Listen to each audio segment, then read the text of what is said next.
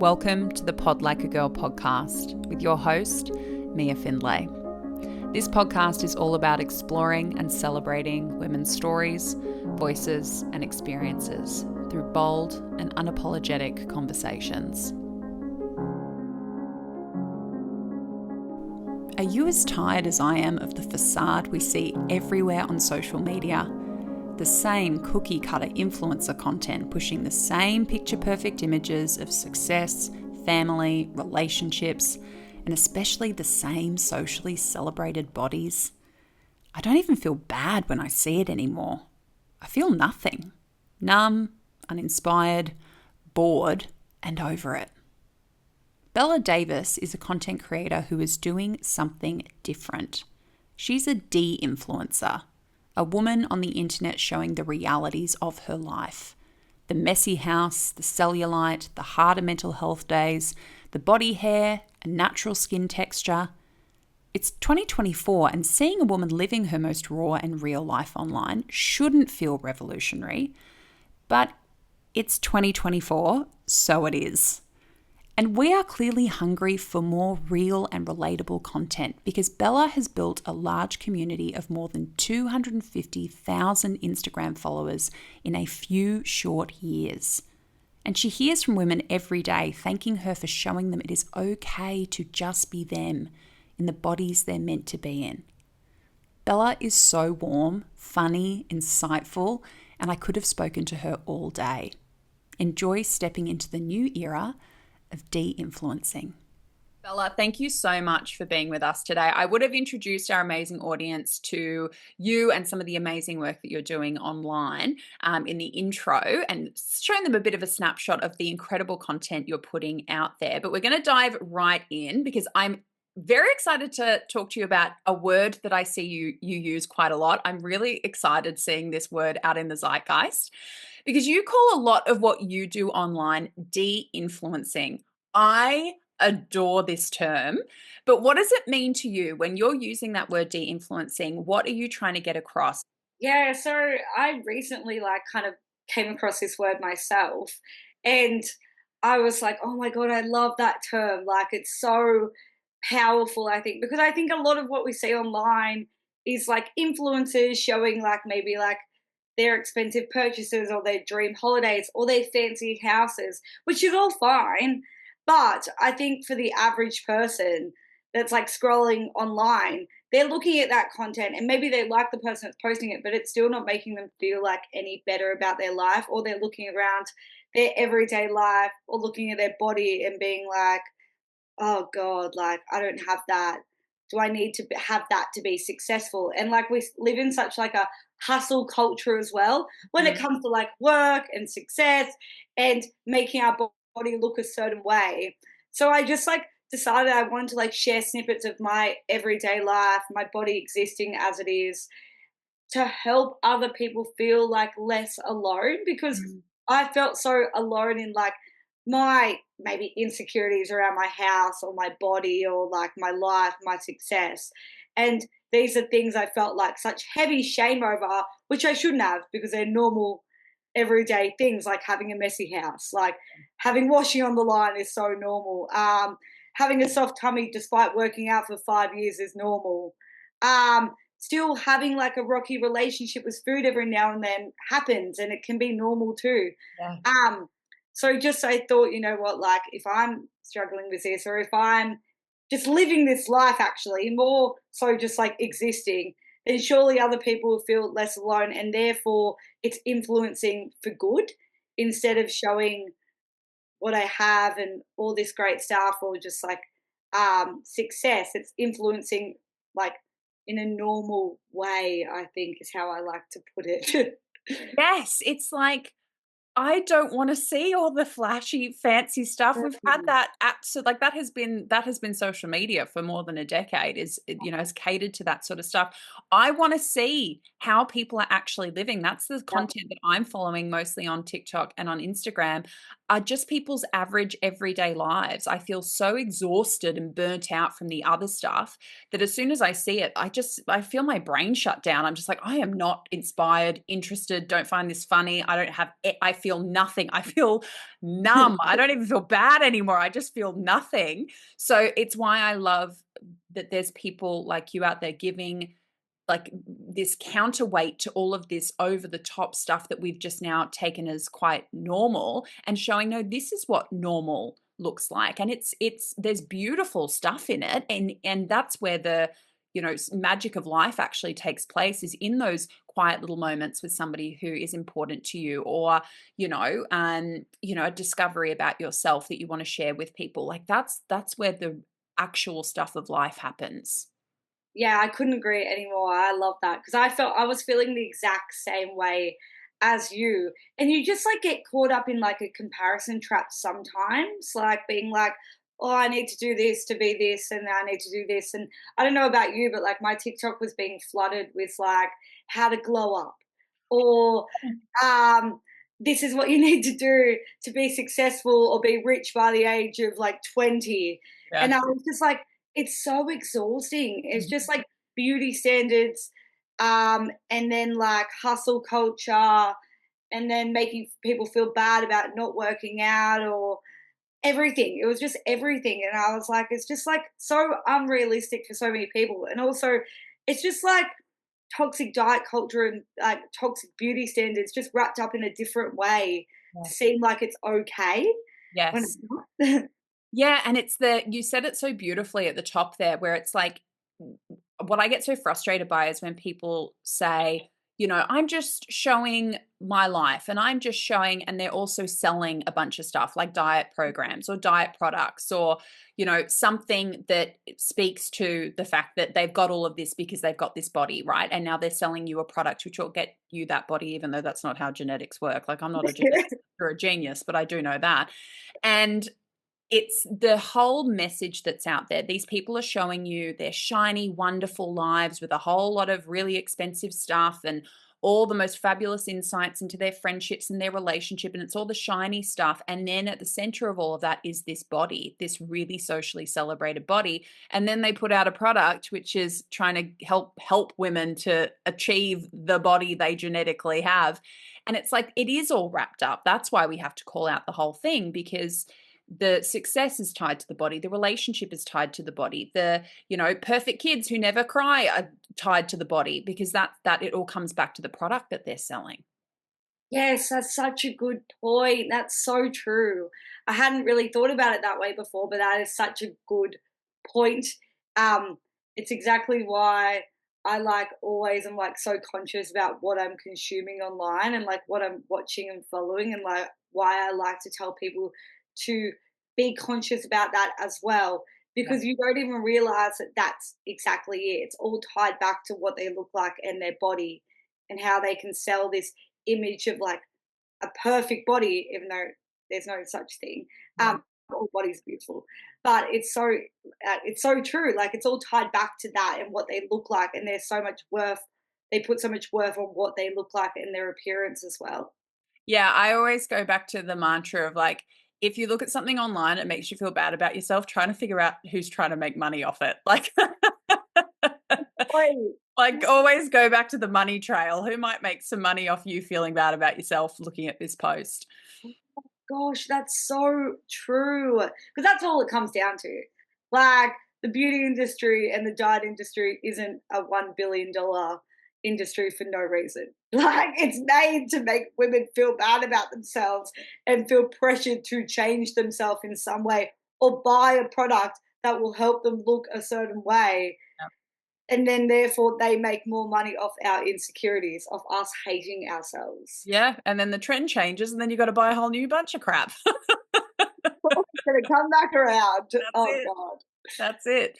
So you are very candid in a really, really, you know, honest and incredibly vulnerable way online about your body image journey and experiences. Do you mind sharing a little bit about that journey with us? Yeah, of course. I think since I was a little girl, like I'm going to go as far back as like 7, Mm. I was very aware, like hyper aware of the way the females in my life spoke about their bodies. Like I would overhear my mum and her friends like talking about diets and always like getting dressed up and being like, oh, if I look so fat in this. And then I was like, oh, fat's a bad thing. Like, I don't want to look fat. And that was just ingrained in me since I was 7 years old. And then I would overhear like even my sisters talk about their bodies, and they were like quite thin, like a lot thinner than me.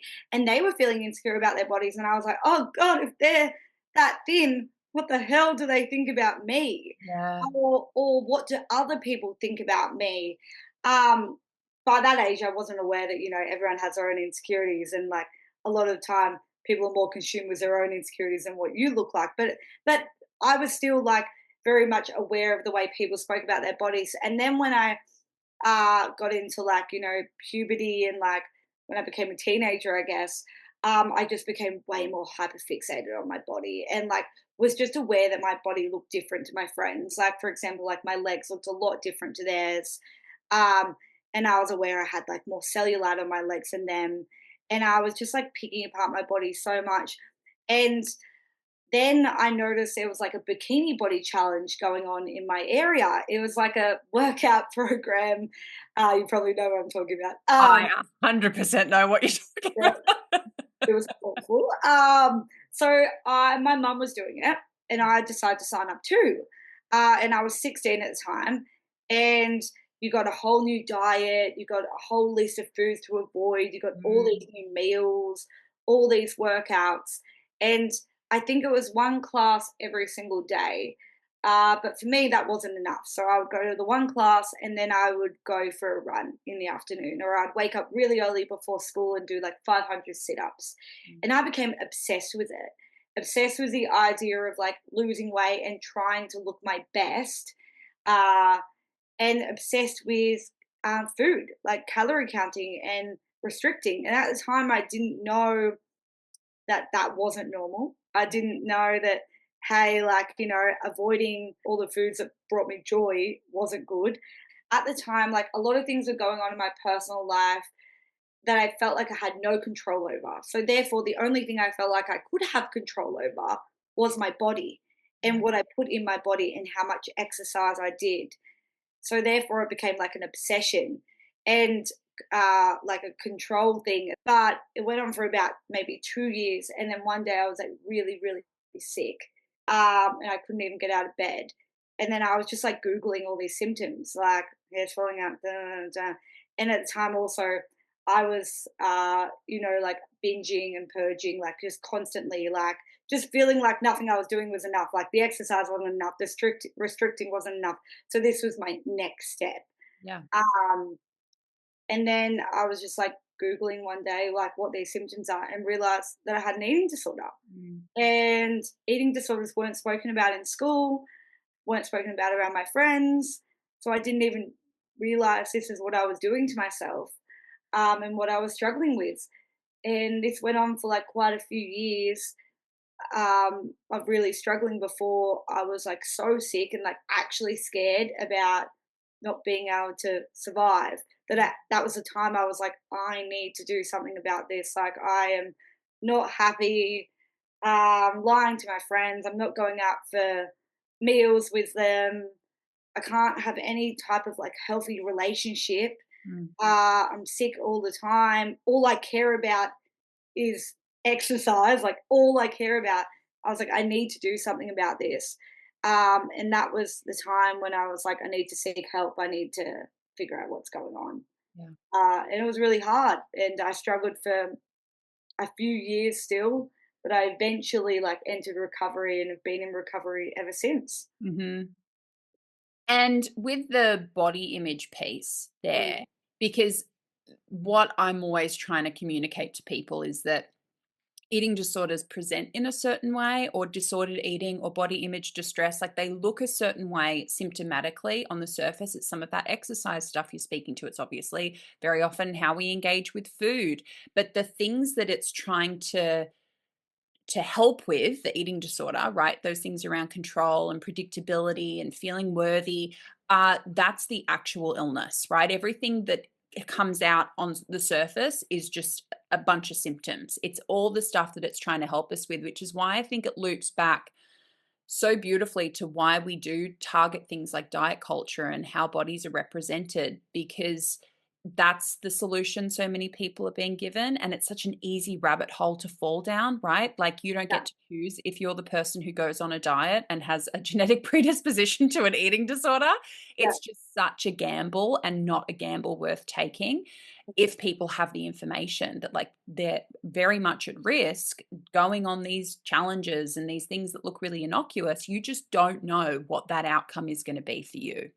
yeah, exactly. And a really good point that you said there, because I didn't know about this at the time.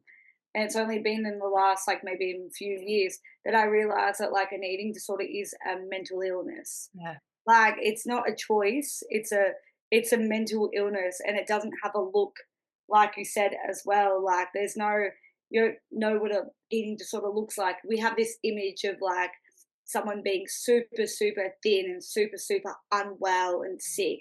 And yeah, it could look like that, but it also doesn't have to look like that at all. Mm. Um, and it's really interesting you talking about, like, the whole genetic thing. Like, it was so funny because my mum would always diet, and she always has, and she's always worked out and always hated her body.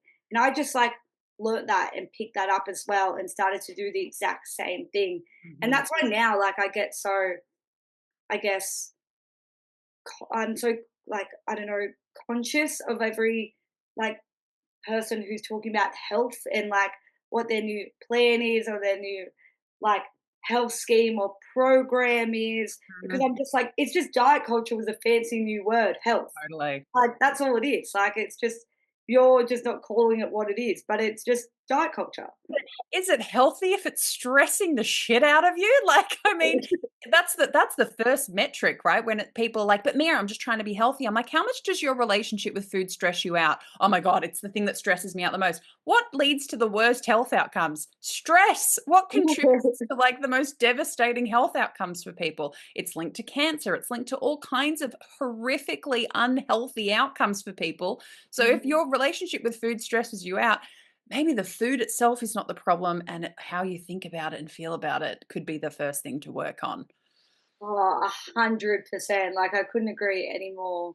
It's just sad that, like, a lot of people, like, get to a certain age and then start realizing this. I'm like, I wish this was, like, discussed when you're younger, so therefore you can, like, do the work and change your mindset when you were younger, so therefore you don't have to struggle your whole life. Because I honestly think, and, like, this is me just saying it, it's not a statistic, but, like, there is not a day that goes by where people don't think about what they're eating or their body in some negative aspects. Like, and it's so, that's so sad though.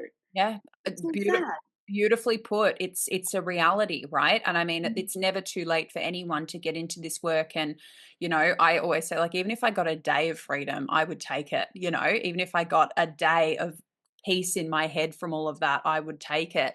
But it's so incredibly true, because it's indicative of the fact that, like, these things that we're sold through diet culture are not the solution they're supposed to be, because otherwise, there would be an end point.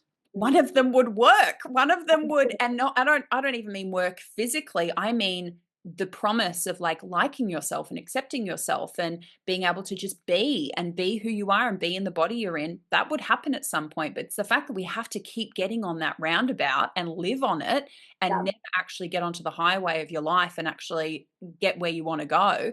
yeah. That's the tragedy. That is a tragedy. You're so right. Like, it's like exactly what you said there. It's not even the external. It's like liking yourself, just being okay or accepting that, like, you are enough, that you are more than your body, that, like, your body's the least interesting thing about you, and not just being so critical of yourself, like, every day. Like, I have so many friends in my personal life as well who, like, won't wear certain outfits because they're like, oh no, my arms or my stomach. And I was just like, but, like, there's so many outfits that you could wear. And, like, you might like the way you look if you just tried. And they're like, no, I can't because other people will look at me. And I'm like, people are too self obsessed with themselves to give a damn about you, though. Like, they're so self obsessed. We are. We just are. And they Yeah. don't care what you look like because they're too focused on themselves. And I'm like, you're just living your life, like, not doing these things, like not dating, not going to the beach, not wearing, Always waiting. yeah, always waiting, constantly waiting, like, until they look a certain way that they think is, like, acceptable. Yeah. And then you're so obsessed with it that you then can't go anywhere for that reason because you're trying to hold on to this thing that you've created that Yeah, isn't real. that's so true, like, trying to maintain this body that wasn't meant for you at the same time, like, that's why I really like when, like, the phrase, like, "It's not your dream body if it's a nightmare to maintain." Love that. Oh, I just got It's so body chills. um, that's so true, like, because like you said just then, like, not doing anything because you're so scared about this body changing, Mhm. because, like, that body probably wasn't meant to be your body. If you're, like, having to over exercise, constantly watch what you eat Yeah. to maintain this body, then it's probably not your healthy or your version of, like, you know, yeah, version that you need to exist in. Like, it's probably not the right body for you. Totally. If loving yourself and accepting yourself necessitates you talking to yourself like you're a piece of shit, when Yeah, does the loving and accepting kick in? How do we get there? it literally can't. But it's so hard because our brains are so wired to, like, well, like, think this way. And that's why I like when people are like, but how? I'm like, you gotta work on it every single day. It's not just one day you'll wake up and you'll be like, oh, actually, like, I'm okay with my body. But it's also like, it doesn't have to be loving your body. It doesn't have to be that.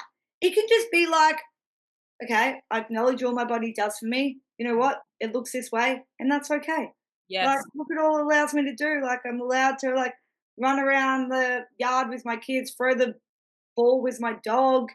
I'm allowed to experience all these memories, eat all this cake, have all this, I don't know, joyful moments. Mm, And that's okay. I don't mm. have to love it, but I can just be like accepting of it.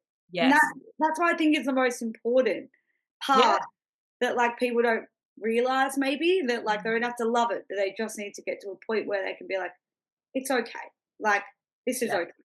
Yeah, body neutrality was a game changer for me, was when I realized, like, I just didn't wanna think about my body that much. It was when Yeah. people were like, "But, you've got to do these things and this self-love thing with your body," and I was like, "Oh, that'd be nice to get there," but I've also just thought about my body so much, and I have spoken to myself about it so much that even putting focus on it and attention on it from a positive perspective, I was like, "I just want a break." Like, I just don't want it to take up that much of the pie chart of how I think about myself or how I value myself. Body image is a spectrum, right? It's a whole spectrum of experiences.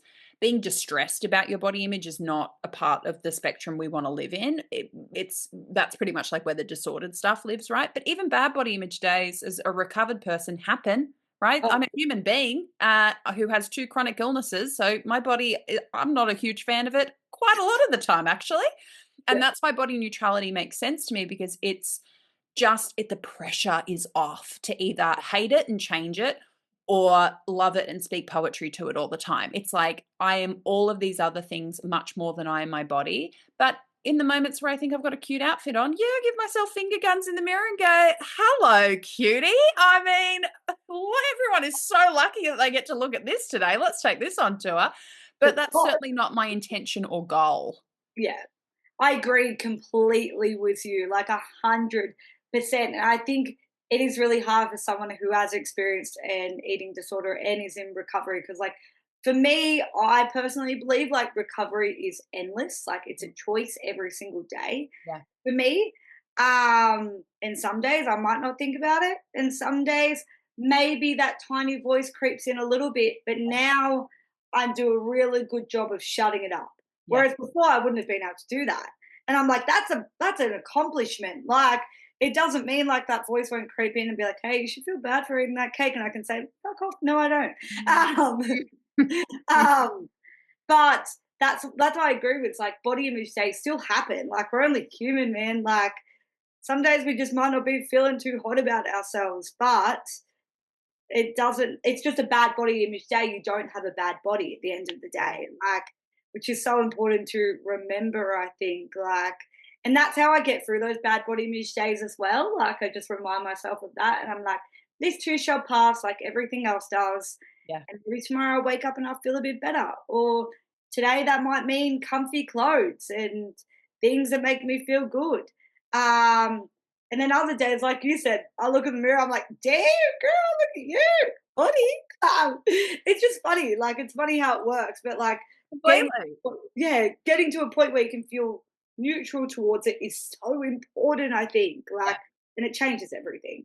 Yeah, and I love what you said there. It's a bad body image day, not a bad body. I mean, you're giving me so throwing out so many titles for the episode. I just don't know which one I'm going to choose because it's that very thing where we wake up one day and we're like, oh, the body, I'm not about it. I'm not feeling great in it. I don't want to look at it. I don't want like even the like my body image shows up as sensory as well. Like the clothes I put on are really, really important as far as how they feel. But then the next day it'll be like a finger gun in the mirror day, and the body could not have changed that much in 24 hours. So that's why I have this working theory that some of us are wired to express some of our emotions and needs through our body image, right? Where that's one of the first messages, which is why I tell people like we're not looking to become robots about our body image here. We're looking to like figure out what the message is sometimes. Like sometimes it's hormonal, sometimes it's that you're tired. Maybe you've been hanging out with people who are a bit surfacey and give you the ick and are a bit, body and image conscious, and you're like, they're not my people. Sometimes it's a really important message, and we're immediately interpreting it as the body is wrong versus what is my body and its discomfort and its ickiness trying to tell me. Something that helps me, I think, on those days is like I always wear the same outfits. I'm like an outfit repeater, Me too. but they make me feel comfortable. And Mm, I know there's pieces in my wardrobe that I can grab when I'm feeling a bit like down. I don't want to experiment, like I don't want to try something new that make me feel comfortable mm. and maybe confident and just feel good on my body. So always having those like go-to items. um, and also, I was thinking about what you said, like maybe hanging out with friends that like talk about their body in a certain way, and it makes you sit back and you're like, shit, what do they think about me though? Mm. And then I always think, but like we said before, I don't even think you're aware of other people when you're commenting on your body. Like that's why it's so important that you do think about, like, be acknowledge, sorry, the way you speak about your body in front of other people is so important because it might be a throwaway comment to you, but it could mean so much to them and really affect their body image. And no one's going out there intending to do that, obviously. Mm. But that's why I think, like with parents and their kids, like it's so important the way you speak about your body in front of your children. Yes. You're not intending to harm them Yeah. or like create like a bad body image for them. That's not your intention. Never is. Like sometimes you're just having a shit day and you say something, but so important to like just be careful about how you speak about your body because they'll internalize it. They're like little sponges. They Yeah. like to absorb and listen and overhear. And if you're speaking badly about your body or you're being like, I can't eat that, like I'm on a diet or can't eat that, I need to lose some weight, then that like they're realizing that like, oh, this food's bad or this food's not good or I need to lose some weight too or I kind of look like my mum. Like, oh Yes. God, like, am I ugly too or Mhm. am I like this kind of way? Like, is this going to be my life? So it's just important. I think the way you speak about your body in front of your friends and even if you're feeling not too hot, just like, I don't know, you don't have to be mean to yourself. Mhm. Yeah. Yeah, in fact, because they're the moments when you need to be the most compassionate with yourself, and that's when we beat ourselves up the most, where it's like, "I'm already down in the trenches. Can I give myself a break here?" Yeah, exactly. Right? Exactly. I just think it's so important because it's not just you that's listening. There's so many other people. And even if you didn't mean it intentionally, which you probably didn't, Yeah. right? We throw away comments all the time, but someone is listening. Yes. Yeah, Mm. beautifully put. So there's a difference between, like, going through our own experience and then sharing some of it online, right? Which is something I com completely relate to, given Yeah. my wise 25-year-old self picked up an iPad and started talking to it the day I went to see my psychologist for the first time and then put that on YouTube. Choices everywhere. Right. So you are doing the most amazing job. You're one of my favorite accounts to follow because it is, I really feel like all the walls of pretense are down. Like it is just a really raw, unvarnished look into what you're experiencing in all the good and all the difficult and all the harder days. What motivated you to start sharing online? What was that first kind of push or inspiration to start putting the messages out that you are? So it was actually during COVID, one of the many lockdowns, and I was just online scrolling, and everyone was like, "Use this time really wisely. Like you'll never get this time to slow down again. So therefore, why don't you go into it working on your body and like exercise and try and look the best version of yourself when you come out, so you can wow people There because was you're a never lot of going to get that. this time again." So much of it, and Mhm. I was just like, God, aren't we all like scared? Aren't we? This like we've never experienced this before. Like it's scary. Like people's bodies are failing them. Like it's terrifying. I just want to use this time to like kind of just like chill. And therefore I just like uploaded one image just to my like personal account, friends and family, like the same account I have now Mhm. is the account I had with like all my friends and family on it. And Love I that. was just like, hey guys, this is what my body looks like. Even though they've probably already seen it, but I was like so under the impression that I was like hiding my body from all of my friends and family. No one ever seen my cellulite before. No one ever, because every image I uploaded prior to this was like always blurred, like Facetune. I was like, Interesting. yeah, I was paying for that subscription. And then I would always like edit my body to look a certain way in images, even though the people in real life would be like, "She don't look like that, but it's fine." We ain't gonna comment. So one day I just uploaded a normal photo of myself, showing my like cellulite on my legs. And I was, Mhm. this is what my body looks like. Like the world's a bit scary right now. Social media is like very much telling you to change yourself, but like I just wanted to be real and show you what I actually look like. This is my cellulite. We all have cellulite. I know that now because Yeah. I'd also done a bit of work on myself too. I'd been reading a lot of books on diet culture and body image and um, trying to realize that, like, hey, these things that I have, like cellulite, the hip dips, the stretch marks, we actually all have that because I felt like I was the only person. The hip dips. I was so late to that. When I first heard it, I was like, "Oh, great, I've got those." And then it was like, "No, no, it's a bad thing." And I was like, "Oh, of course it is. We have to have something to feel bad about. This is the new thing." Add it to the list. Yeah, well, yeah, exactly. And I was just like, oh gosh, like this is normal. We all have these things, but I felt like I was the only person. Mm. So I just started uploading that and just started posting a little bit more. And then more people started like randomly following me. Mm. And then it just kind of, I grew and I felt more able to share my struggles. Like at the start, it was all focused on like body image, which I'm still, that's my main focus. Like I want to help people feel comfortable in their bodies. That's my main thing. But then I was like, you know what? I'm also going through this. My mental health isn't very good. Let's talk about that. Yeah. Um, or like, let's just share normal life, like, because maybe someone else feels this way. So it just became like almost like my diary and a place I hope that other people feel seen and a little less alone.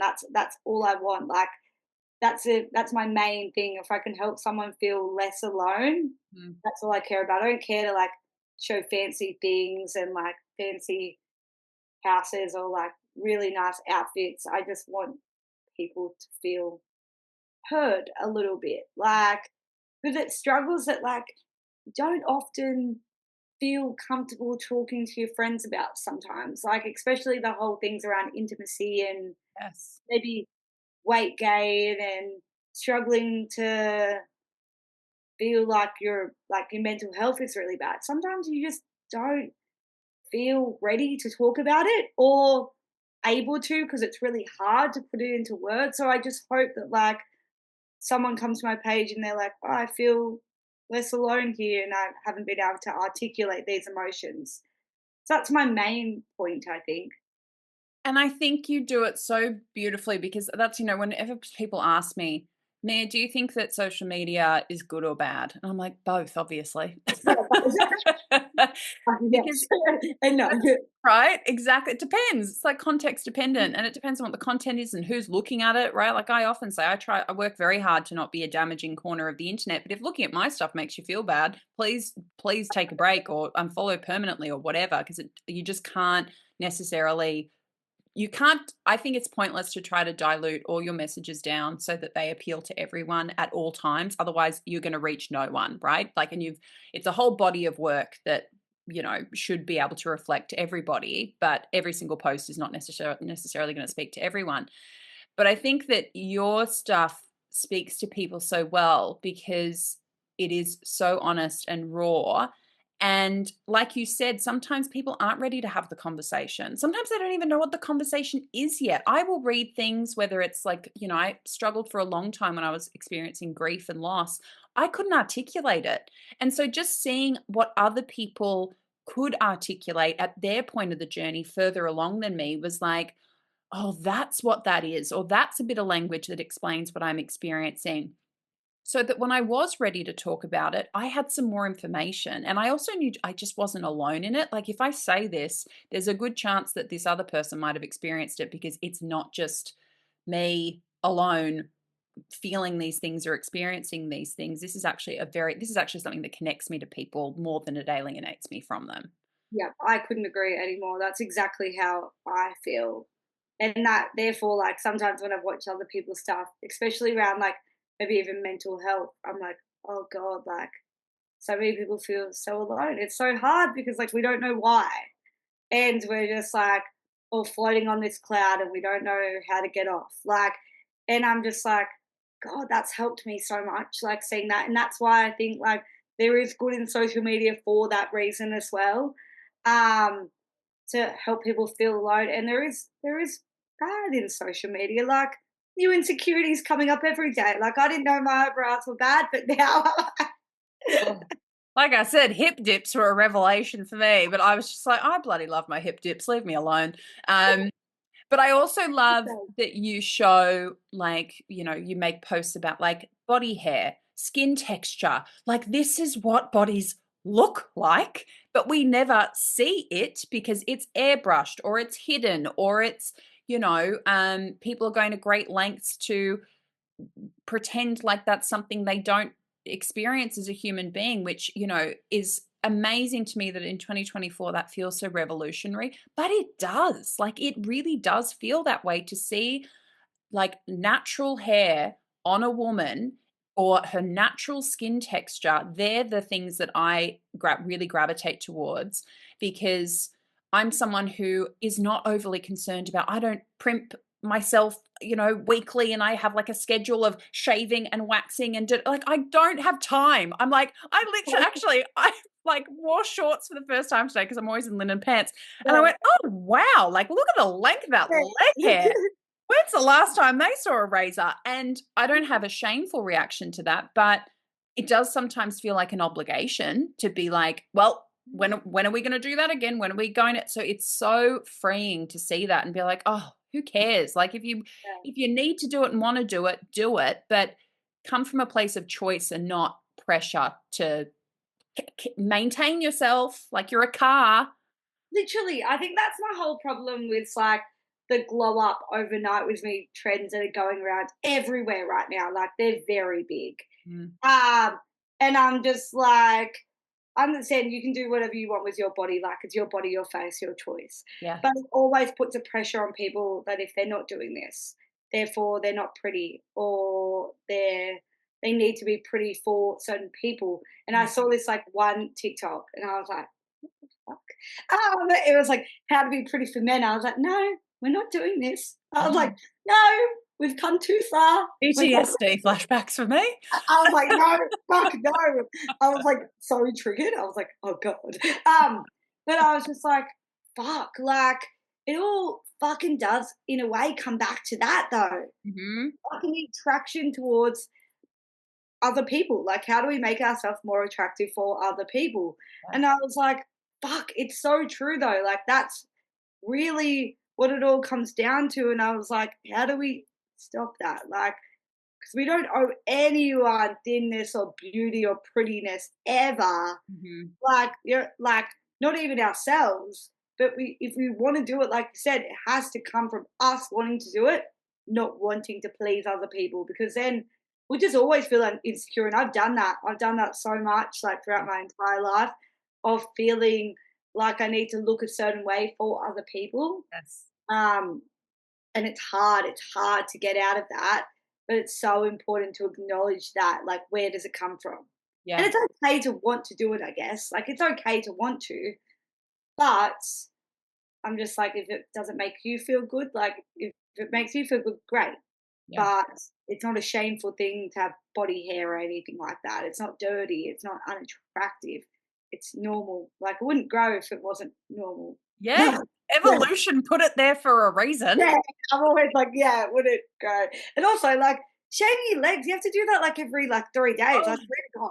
So like, I'm just like, oh, can't be bothered. And then it's like, do we sit on the shower floor? Are we standing up? Are we in the bath? Is it a dry shave? Like, there's just too much planning that has to go into it. Yeah, and when it's set, like it's so funny to look back on like why we feel shameful about this and why Yes. we've been made to feel like it's unattractive, and it's literally because men have told us so Yeah. for generations. Like Yeah. it's always come back to that, and that's Yes. great. And once you're on that hamster wheel as well, it's just so hard to get off it because people will, the name of my business is Beyond Body. And I think sometimes people read that. I'm like, it's beyond body, people. It's not body beyond, because people will sometimes very rarely reach out and be like, I want to lose weight or I want to do this. And I'm like, this is an eating disorder recovery practice. This is not like a weight loss practice. But sometimes they still want to meet with me because they're like, oh yeah, I think I've got some weird stuff around food and body image, etc. And they'll say to me, I just think that weight loss would be the answer, or like doing these cosmetic things would be the answer. And I'm like, don't take it off the table. I'm not going to tell you that's wrong or that you Yeah, shouldn't, or that, that may not be for you. yeah, But what I would encourage you to do first is to unpack the why so that you do it with full intention. Like, yeah, I wear makeup rarely. yeah. And I love jewelry, and occasionally I love getting dressed up. I don't like to do it very often. But that's a choice I'm making. I'm not doing it because I feel like that's my, you know, access. Like, I have to do that, otherwise I don't belong and I can't be there and I can't be with people, or I can't go out with my friends, or I can't, be in spaces that I want to be in. It's not an obligation. It's, I know why I'm doing it. I know a lot of it is socially, conditioned, but at least I know that. At least you know that exactly, and that's why people like so often say to me, "Oh, you're so against weight loss," and I was like, "No, I've never said that, and I never will say that. Someone wants to lose weight, do it. If you want to do it, all I care about is that you do it in a healthy way, though. Like, I don't want you to be restricting and under eating to get there and over exercising. Like, that's not maintainable. It's not healthy. It's not good for you. And it might stem to eating disorders or whatnot. And, but I'm like, I like to, like, yeah, I want to always be like, why though? Like, do you think it will like make you more worthy of love, Mhm. success, like confidence? Because very often it's not. Because I remember for me personally, when I lost weight, when I was at my thinnest, I was at my most insecure because Yep. I was constantly like, oh God, I haven't got abs, so I need to get abs. That's next. Oh God, like, oh, I need to do this, I need to do this, I need to do this. And I was just projecting an image of like confidence when I wasn't actually confident. And Mhm. it's so funny to like look back on and realize like, oh shit, like yeah, I wasn't confident then. And a lot of people who do lose weight unintentionally or intentionally, yeah, still don't feel confident. Yeah. And it's just interesting. I always like to say, yeah, why? Why are you doing it? Because that's Yeah. something I And think. then very often, like when they've unpacked the why and they've done some like the diet culture work or maybe even like recovery work, depending on what their experience is, their desire to do those things goes down massively because Amazing. they know why now. And it's like, oh, and they have so much evidence from like all the previous times they've tried it. As you say, they're still not confident. They still don't feel worthy. They still don't accept themselves. So if we've tried this a million times, but we're not changing the experiment in any way, why are we expecting a different outcome? Yeah, because you always think something will fit this time. And Like it's different.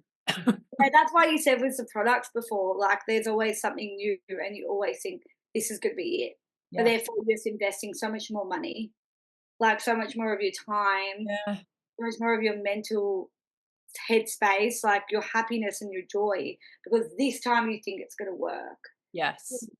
Like, it was funny the other day, someone, like, said to me, like, "Why do you think, like, people get so upset when you're just, like, accepting your body and being okay?" Because I was like, "People feel it as, like, it's a personal attack on them Yeah. because they spend all this money, time, working on their body, they think they need to look this certain way, and therefore, if someone's just, like, moving their body for joy, eating nutritiously, but also eating for joy, and they're just happy to exist as they are. They see it as like a personal attack, like, how dare you? Mm, I've worked so hard on my body.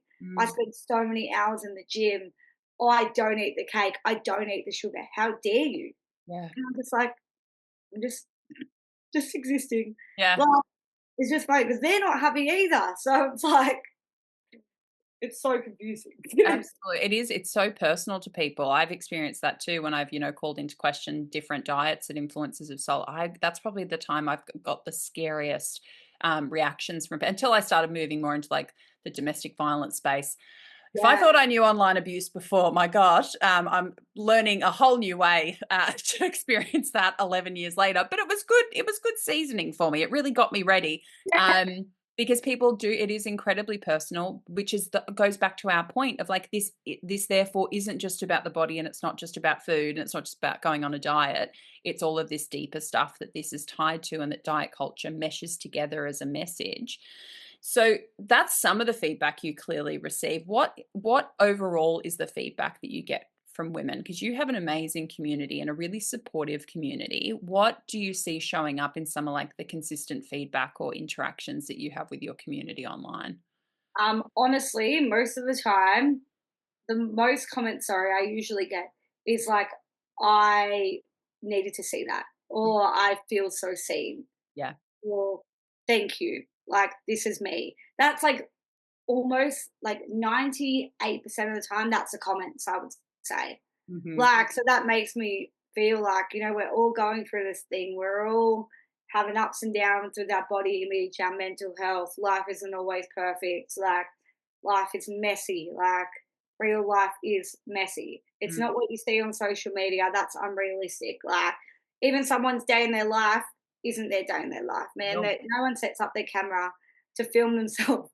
They'd be waking up an hour before to just get that all set up. Like, Right. it's never realistic. Hmm. So even like sometimes, yeah, I might even do that. And that's not realistic. So that's like a semi unrealistic morning routine, you know what I mean? Yeah. So I just think that like most people just feel seen because they're like, this is normal. I feel like I have this. I can relate to this. And that's pretty much like 98% of the comments I receive, which is really great because it just like makes me realize we're all in this together, Yeah. like we're all dealing with the same issues. Like we all have the same struggles and insecurities. Like we're not alone.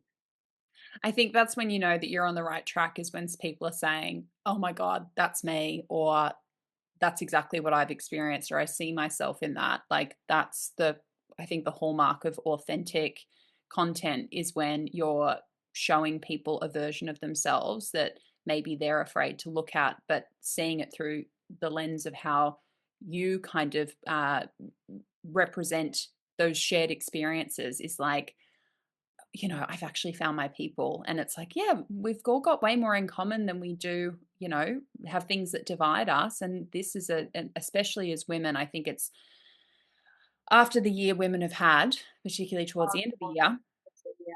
I think it's never been more important for women to be together in all the ways that we can be. And online is certainly a way for women to be together and to see all of our commonalities. And even though, we come together often as women through intersectionality in imperfect ways, right? Especially how white women show up. I think that that's certainly something that is always a consideration in that coalition of women. But however imperfectly we do it, it's so important for us to be together sharing these experiences. Um, you mentioned that there were some things that you were reading as far as like diet culture and some of those things that were helping you and maybe some of those things that have continued to help you form your message and your online presence. What are some of those resources? Like if someone were to send you a message and be like, I need a book or I need a podcast or just need something, I need a resource, what would be your go-to if people are reaching out needing something to give them a bit of guidance? Yeah, there's a few there's a really good book I read. I think there's two, but one of them I can't remember right now, which is annoying. Um, but one of them is by Florence Given, and I think it was called "Women Don't Owe You Pretty" or something like that. Yes. And it went into like body changes and body hair and like image, and I was like, "Wow, this was powerful." And I also watched a documentary, and I think it was called Embrace. It's by an Australian woman, and Karen it's Brumfit. oh, that there we go. Yeah, that was amazing. That Mhm. was amazing to see her just like talking about her body, all these other people as well, and that was really helpful. But I just like think it helps you see other people that look like you as well, or like have these things, and you're like, oh gosh, like oh, I'm not so alone, and I have these body image issues as well, or things that I'm struggling with. But they were two really good resources. Bella, I so appreciate you being with us and all the work you're doing. Like I said, particularly at this time when it feels like being a woman with a body is something that really needs to be protected and valued, to have people like yourself creating that space for women at a time when it's needed more than ever. I'm just so personally grateful and thankful for you coming here and talking to us today. No, thank you. I'm so grateful for you, and I love all the work you do. Like, you're so inspirational and just powerful and important. So, thank you for having me. Thank you. Thank you.